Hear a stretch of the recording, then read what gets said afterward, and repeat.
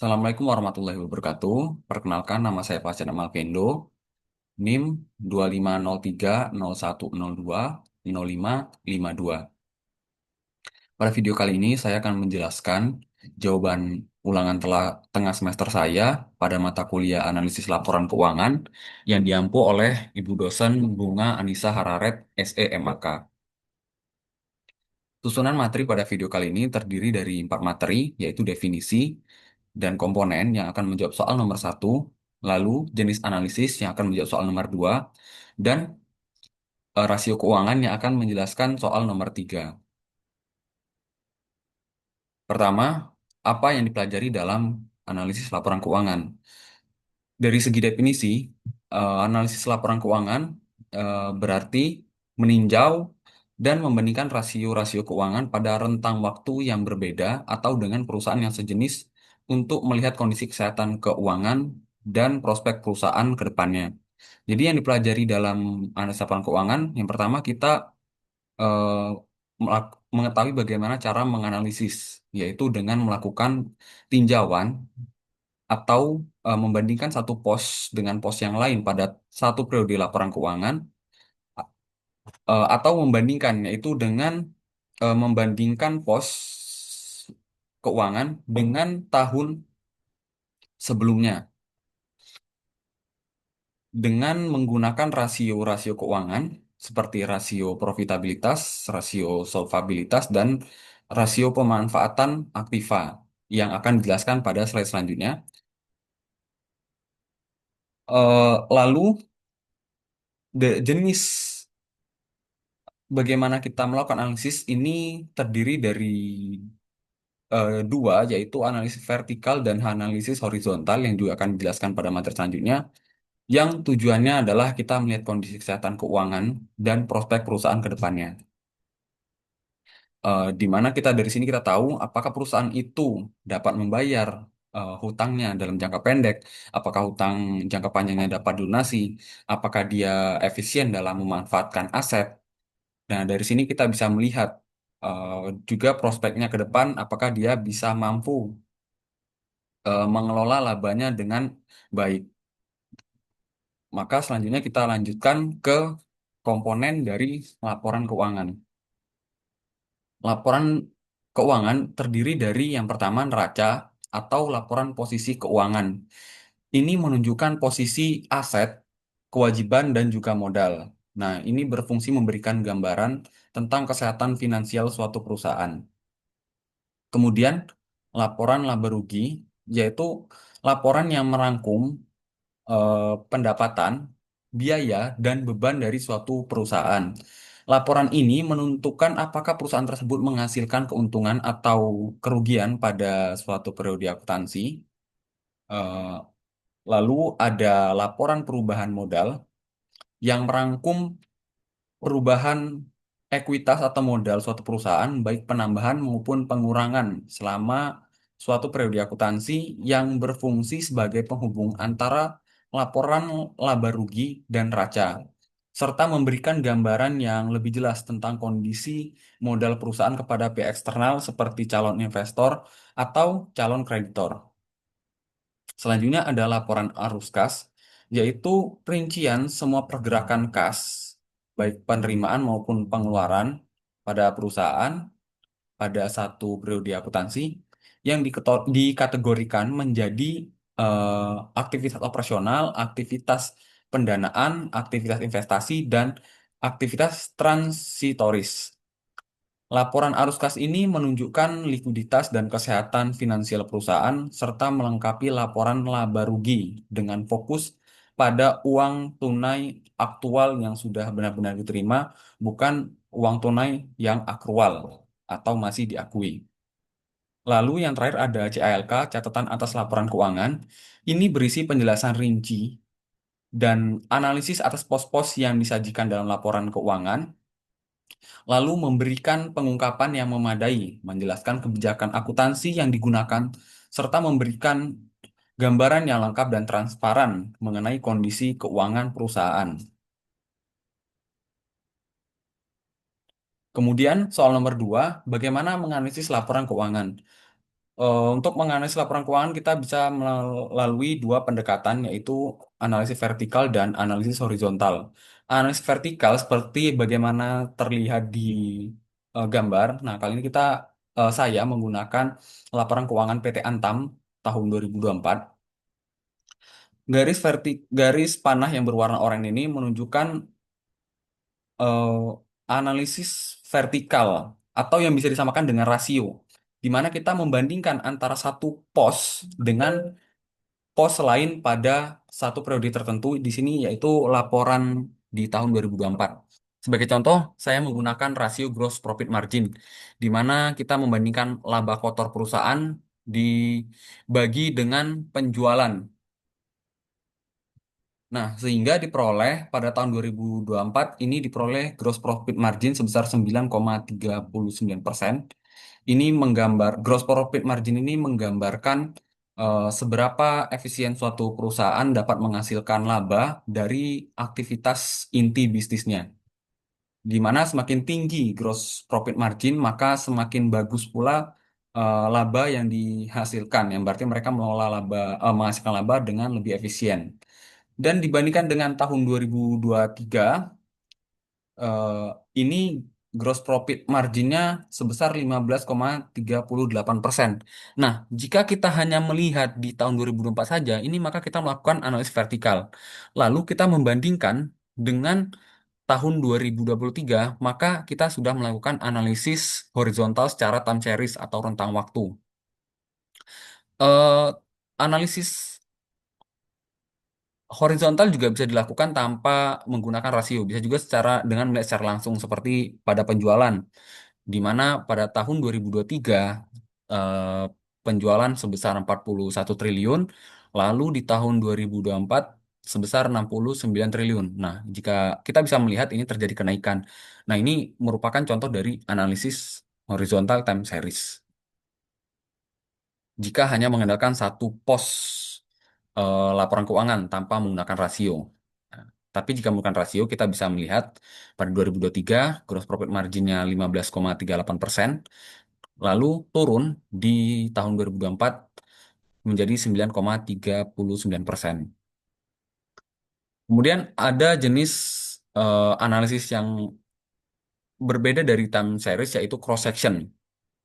Meskipun sama-sama jenisnya eh, meskipun sama-sama pendekatan horizontal. Nah, kalau di vertikal ini masih sama, kita bisa menggunakan rasio. Kita sama-sama di sini saya juga masih sama menggunakan gross profit margin seperti sebelumnya. Ini jika kita bagi laba kotor di tahun 2024 terhadap penjualan, maka PT Antam akan memperoleh gross profit margin sebesar 9,39%. Ini merupakan analisis vertikal. Namun jika kita bandingkan dengan gross profit margin di perusahaan lain, saya mengambil contoh di perusahaan Harta Dinata Abadi, di tahun 2024 PT Harta Dinata Abadi gross profit marginnya sebesar 6,01%. Nah, dengan begitu berarti gross profit margin Antam ini lebih besar daripada eh, PT Harta Dinata Abadi pada tahun 2024. Nah, ini menjadi analisis cross section di mana kita membandingkan pada rentang waktu yang sama yaitu sama-sama tahun 2024 namun dengan perusahaan yang berbeda namun tetapi masih sejenis di mana perusahaan Antam atau Aneka Tambang ini dan Harta Dinata Abadi sama-sama perusahaan yang bergerak dalam industri penjualan emas.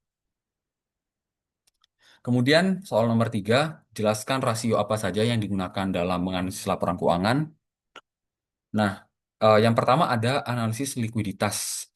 Ada tiga yang umum digunakan, rasio yang digunakan pada analisis likuiditas. Yang pertama itu current ratio, yaitu membandingkan antara aset lancar dan utang lancar. Nah, jadi aset lancar ini masih keseluruhan yang terdiri dari uang kas, lalu surat berharga yang setara dengan kas seperti SBM dan lembar saham, kemudian piutang, dan juga uang muka. Nah, ini semua dijumlahkan kemudian dibagi dengan utang lancar. Nah, ini menjadi current ratio. Jadi masih keseluruhan. Lalu lebih konservatif ini ada quick ratio, yaitu aset lancar dikurangi persediaan. Kalau tadi current ratio masih memperhitungkan persediaan sebagai aset lancar, nah kali ini eh, persediaan kita keluarkan, lalu dibagi dengan utang lancar, sehingga diperoleh angka quick ratio-nya. Serta yang terakhir, yang paling ketat, ya ini hanya kas dan yang setara kas. Ya berarti uang cash, SBN, surat berharga negara, jangka pendek, dan juga lembar saham dibagi dengan utang lancarnya. Nah, pada analisis likuiditas ini, makin tinggi angka nilai likuiditas bukan berarti perusahaan itu semakin bagus. Karena apa? Memang dengan makin tinggi angka likuiditas, berarti perusahaan dapat lebih mudah untuk melunasi utang jangka pendeknya. Namun, angka likuiditas yang tinggi juga sangat tinggi itu menggambarkan bahwasanya terdapat kas yang menganggur sehingga pengelolaan kas di sini kurang efisien. Ya, tentu ini menjadi hal yang negatif. Selanjutnya analisis aktivitas, yaitu terdiri dari tiga. Nah, analisis aktivitas ini bisa juga disebut dengan analisis pemanfaatan aset. Jadi seberapa efektif, seberapa efisien suatu perusahaan dapat mengelola asetnya. Yang pertama ada akun receivable turnover. Nah, ini mengukur berapa kali piutang berputar dalam satu tahun. Dengan cara perhitungan penjualan kredit bersih dibagi rata-rata piutang usaha. Kemudian inventory turnover, yaitu mengukur seberapa cepat persediaan terjual dan diganti. Dengan rumus harga pokok penjualan dibagi dengan persediaan rata-rata. Dan yang terakhir, fixed asset turnover, yaitu mengukur seberapa efektif aset tetap digunakan untuk menghasilkan penjualan dengan rumus penjualan bersih dibagi rata-rata aset tetap. Nah, ini dari setiap akunnya tidak ada berbeda dengan analisis likuiditas. Eh, Kalau di analisis aktivitas ini setiap eh, pembagi dan pembaginya itu berbeda. Yang pertama ada akun receivable, kemudian inventory, dan yang terakhir ada fixed asset. Lalu ada analisis profitabilitas. Nah, ada gross profit margin yang sebelumnya kita bahas di soal nomor 2, yaitu menghitung laba kotor terhadap pendapatan, yang berarti ini eh, menjelaskan seberapa efisien eh, perusahaan menghasilkan laba dari proses bisnis intinya dengan cara menghitung pendapatan dikurangi harga pokok penjualan dibagi laba kotor. Kemudian ada net profit margin, yaitu laba bersih dibagi dengan pendapatan bersih yang menunjukkan laba bersih setelah semua biaya dikurangi. Kemudian ada return on asset atau ROA, yaitu laba bersih dibagi total aset, mengukur seberapa efisien aset digunakan untuk menghasilkan laba. Eh, Selanjutnya ada ROE, yaitu laba bersih dibagi dengan modal pemegang saham. Ini menggambarkan laba bersih dari modal sendiri yang dimiliki pemegang saham, seberapa besar dapat menghasilkan laba. Jadi pada analisis probabilitas ini semakin tinggi rasionya, maka semakin baik. Lalu analisis solvabilitas atau analisis yang menggambarkan seberapa bagus suatu perusahaan dapat membayar utang jangka panjangnya. Yang pertama ada debt to equity ratio. Dengan rumus perhitungan total hutang dibagi total aset. Nah, ini menunjukkan seberapa besar perusahaan bergantung pada pinjaman untuk mendanai operasinya. Kemudian debt to equity ratio, yaitu total utang dibagi ekuitas. Ini perbandingan antara modal yang di ini membandingkan antara aset yang peroleh dari utang dan aset yang diperoleh dari ekuitas. Selanjutnya ada time interest earned. Ini mengukur kemampuan perusahaan untuk membayar beban bunga atas utangnya menggunakan laba operasional atau earning before interest and tax. Ini rumusnya adalah EBIT dibagi beban bunga. Nah, pada analisis solvabilitas ini, Ini berbeda dari analisa sebelumnya. Kalau sebelumnya itu biasanya makin tinggi makin bagus, namun di analisa solvabilitas ini semakin rendah semakin bagus. Seperti debt equity ratio. Jika total utang dibagi aset itu semakin kecil, maka itu semakin bagus karena hutangnya itu jauh lebih kecil ketimbang aset yang dimiliki. Lalu juga total utang dan dibagi dengan total ekuitas. Semakin kecil utang yang digunakan, berarti semakin besar aset yang digunakan untuk modal perusahaan. Demikianlah jawaban saya mengenai soal ujian tengah semester mata kuliah analisis laporan keuangan. Terima kasih atas perhatiannya. Mohon maaf atas segala kesalahan dan kekurangan. Wassalamualaikum warahmatullahi wabarakatuh.